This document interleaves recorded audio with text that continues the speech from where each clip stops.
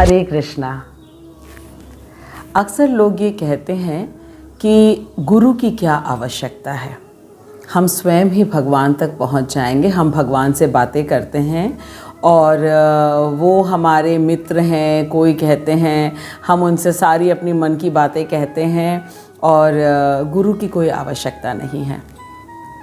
तो उनसे मैं सिर्फ़ एक छोटी सी बात कहना चाहती हूँ कि जिस प्रकार हम स्कूल्स में अपने बच्चों को भेजते हैं, बुक्स तो मार्केट में सारी अवेलेबल होती हैं, उसके बावजूद भी हमें टीचर की आवश्यकता पड़ती है, फिर कोचिंग की आवश्यकता पड़ती है, क्योंकि हम अपने जीवन में दुख नहीं चाहते हैं। क्योंकि अगर बच्चे पढ़ेंगे नहीं तो आगे चल के उनका भविष्य नहीं बनेगा। लेकिन इतने सारे स्कूल्स, कॉलेजेस, सब कुछ खुलने के बाद भी क्या दुख समाप्त हो गए हैं? तो आज मैं आप लोगों से कुछ शेयर करना चाहती हूँ कि हमारे दुखों के कारण क्या हैं। तो हमारे दुखों के कारण श्रील प्रभुपाद हमें भगवद गीता से बता रहे हैं कि भगवान ने कहा है 3 कारण होते हैं। आदि दैविक होते हैं, आध्यात्मिक होते हैं और भौतिक कारण होते हैं। तो एक एक करके समझते हैं। आदि दैविक वो कारण होते हैं जो प्राकृतिक हैं और जिनके ऊपर हमारा कोई नियंत्रण नहीं है, जैसे कि बाढ़ आ जाए या सूखा पड़ जाए या स्नोफॉल हो या लैंडस्लाइड्स हो जाए या भूकंप आ जाए, तो इनके ऊपर हमारा कोई वश नहीं होता है। ये आदि दैविक हैं। इसके बाद आते हैं हम आदि भौतिक। तो जो भौतिक है कि हमारा ये जो शरीर है, मटेरियल शरीर है, हमारा मटेरियल बॉडी पंच तत्व से बना हुआ है। इसी तरीके से जो आसपास में और भी जीव जंतु हैं, जैसे कि मच्छर ने काट लिया। अभी तो सबको मालूम है कि कोरोना के कारण जो है कितना लोग परेशान हो रहे हैं। वैक्सीनेशन लगाने के बाद भी जो है सुरक्षित नहीं है। फिर किसी व्यक्ति ने हमारे शरीर पे कुछ आघात कर दिया, इसको कहते हैं आदि भौतिक। इसके बाद आता है आध्यात्मिक। तो आध्यात्मिक कष्ट ये होते हैं कि हमें किसी ने मानसिक पीड़ा दी, प्रशंसा नहीं की या हमारी निंदा करी, तो इन तरीके की जो तकलीफ़ें होती हैं जो मानसिक है, उसको कहते हैं आध्यात्मिक। तो इन तीनों चीज़ों का चाहे वो आध्यात्मिक हो, चाहे वो आदि दैविक हो या आदि भौतिक हो, तो इनका जो सॉल्यूशन है ये तो हमारे विद्यालयों में सिखाया नहीं जाता है। हम कितनी भी पढ़ाई कर लें, लेकिन इन सब चीज़ों से किस प्रकार से हमको डील करना है ये हम नहीं सीख पाते हैं। इसके लिए आवश्यक होता है एक गुरु। और गुरु भी कैसा होना चाहिए, क्योंकि ये भौतिक समस्याएं जो हैं दिखती तो हैं, लेकिन इसका सॉल्यूशन स्कूल्स में नहीं मिल सकता है। अब हमने ये तो जान लिया कि गुरु आवश्यक है, लेकिन गुरु हम किसे करें? तो इसके लिए बहुत ही सरल उपाय श्रील प्रभुपाद ने हमें बताया है कि हमें उनको गुरु बनाना चाहिए जो गुरु शिष्य परंपरा में हैं। जैसे कि 4 संप्रदाय हैं। ब्रह्म गौड़ीय संप्रदाय है, 4 कुमारों की संप्रदाय है, श्री संप्रदाय है और रुद्र संप्रदाय है। श्रील प्रभुपाद ब्रह्म गौड़ीय संप्रदाय में 32वें नंबर के गुरु हैं।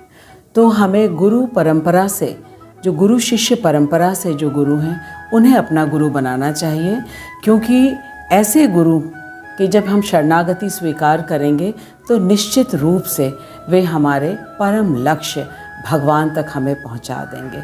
तो आशा करती हूँ कि सबको ये पता चल गया है अवश्य कि हम अपने आप से जिस प्रकार स्कूल और कॉलेजेस की पढ़ाई नहीं कर सकते हैं, तो हम अपने जीवन की जो मुख्य लक्ष्य है, उद्देश्य है कि हम कैसे प्रसन्न हों, ये जो आदि दैविक, आदि भौतिक और आध्यात्मिक जो हमारे जीवन में कष्ट आते हैं, उनका निवारण कैसे हो, तो उसका एकमात्र निवारण हमारी भगवद गीता में है।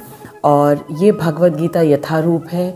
श्रील प्रभुपाद ने इसका ट्रांसलेशन किया है और पूरे विश्व में 80 भाषाओं से भी ज़्यादा में इसका ट्रांसलेशन हुआ है।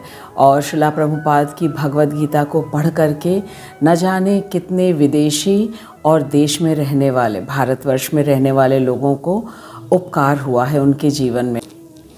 आज मैं आपसे एक अपनी बहुत ही निजी मन की बात बताना चाह रही हूँ कि भगवद गीता यथारूप को पढ़ करके मेरे जीवन में जो लाभ हुआ है, जो तमाम तरीके के जो कष्ट होते हैं, आदि दैविक, आदि भौतिक और आध्यात्मिक कष्ट, इन सब का मुझे एक ही जगह पे सारे उत्तर मिले हैं।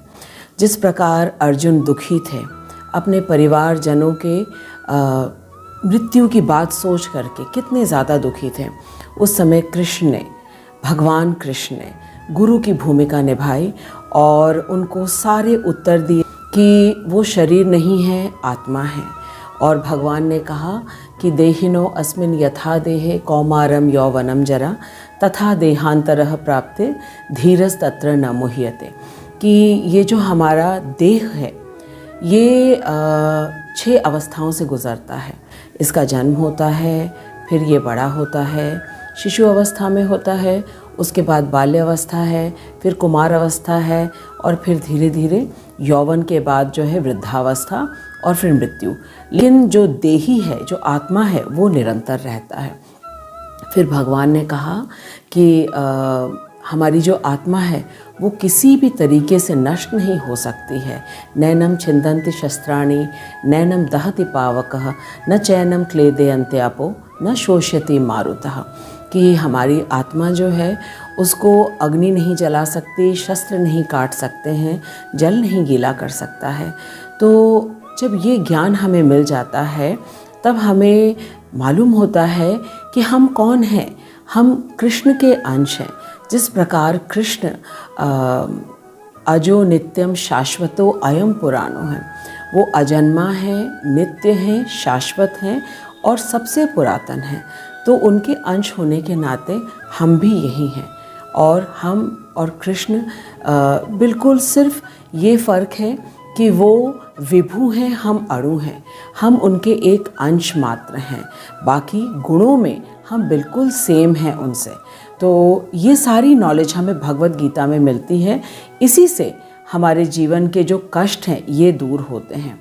तो जिस प्रकार से सभी माता पिता बहुत जागरूक हैं अपने बच्चों को विद्यालय में भेजने के लिए ताकि उनके जीवन में कोई दुख कष्ट ना आए, तो हमें ये समझना चाहिए कि जो रियल कष्ट है वो तो हमें भगवद गीता से ही दूर होगा।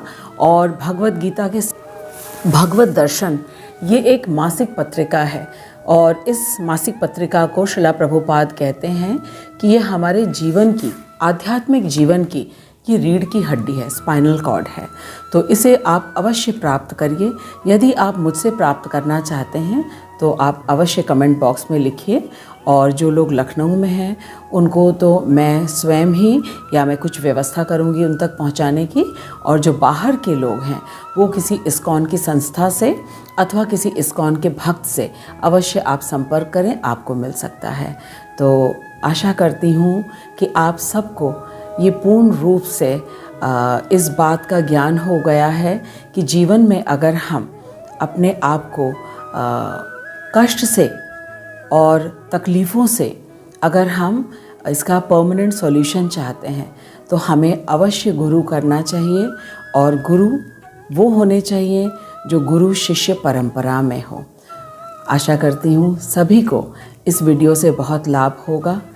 हरे कृष्णा। जगत गुरु श्रीला प्रभुपाद की जय। अनंत कोटि वैष्णवों की जय। आपका जीवन आनंदमय हो, सुखमय हो। सदा हरि का चिंतन करिए, हरे कृष्ण महामंत्र का जप करिए और सुखी रखिए। हरे कृष्ण।